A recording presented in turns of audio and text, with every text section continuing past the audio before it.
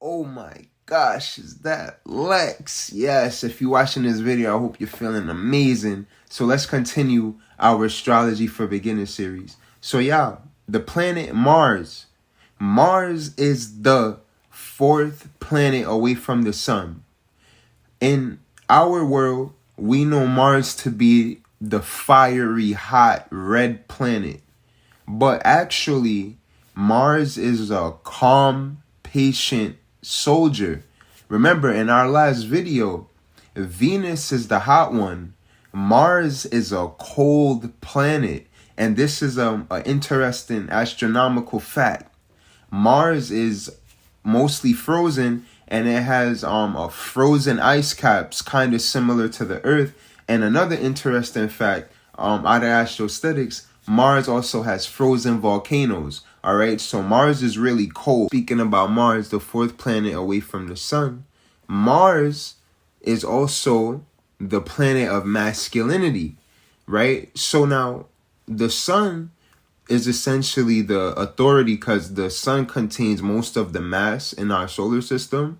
Now, Mars is usually seen as a soldier, right? Mars is usually a soldier, but when you look at Mars, Mars actually has a shield, right? So, y'all know in Astrostetics, we move a little bit, the source is a little bit different over here, all right? It's not what you're used to.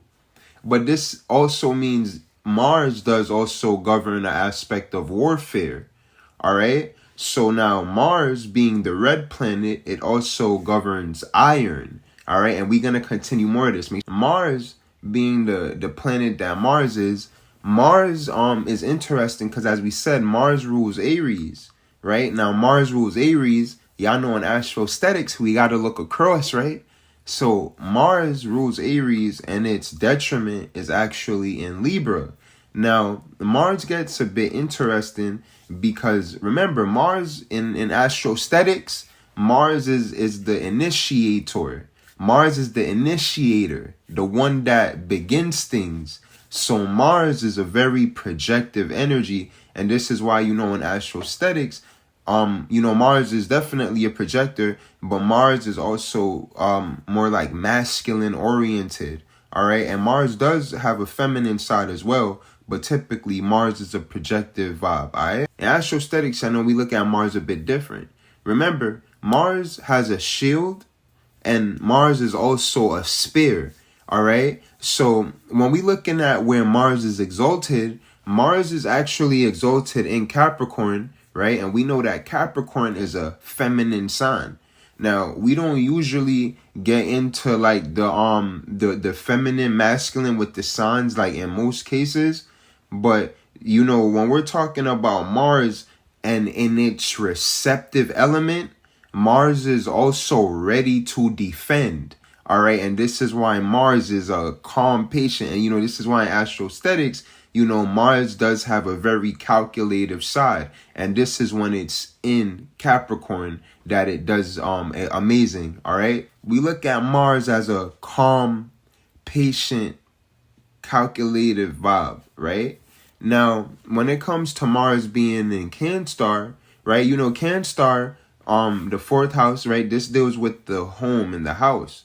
Mars deals with serious vibes. Mars is very, as we said, calm and patient, but Mars is also serious, right? So in the element where, it's like you're in your home, you want to be relaxed, you want to be at ease.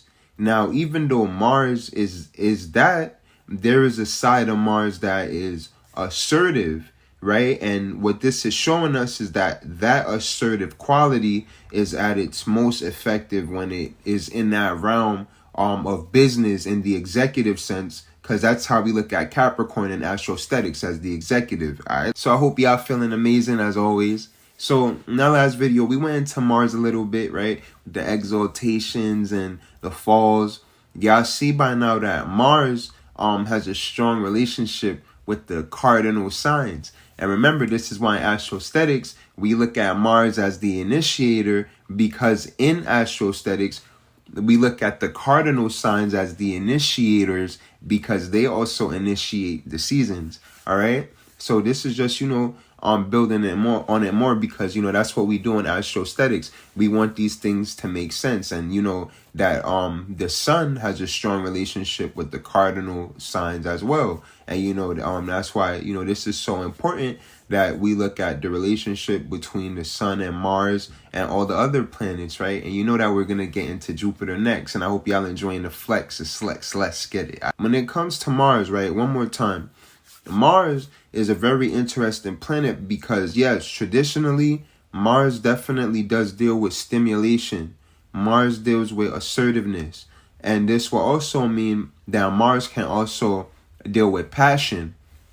So in Astrostetics, we fundamentally look at Mars as the passionate one, right? Where we exercise. And, you know, in Astrostetics, we also look at Mars as exercise because this is what gets the blood, Mars, going. Mars, right? Mars deals with stimulation. We know that now Mars is the initiator, right? And this is why in Astrostetics, we love Mars. We look at Mars as a calm one, but we know that it could get serious there. So we calculate when it comes to Mars. So we make wise decisions in Astrostetics. Let's get it. In our last video, we was talking about Mars. Now, one more time, real quick. When it comes to Mars and Jupiter, Mars is the last rocky planet, all right? The first 4 planets of our solar system, Mercury, Venus, the Earth, Mars, these are known as the rocky planets or terrestrial planets, right? Now, in between Mars and Jupiter, there's a belt of asteroids, all right? So, you know, the asteroids that people like to talk about, they are in between Jupiter and Mars, all right? And this asteroid belt separates the rocky planets from the... In Astrostetics, this asteroid belt separates the rocky planets from the gassy planets, from the gas giants. But, you know, in Astrostetics, you know, we don't really look at the asteroids. So, you know,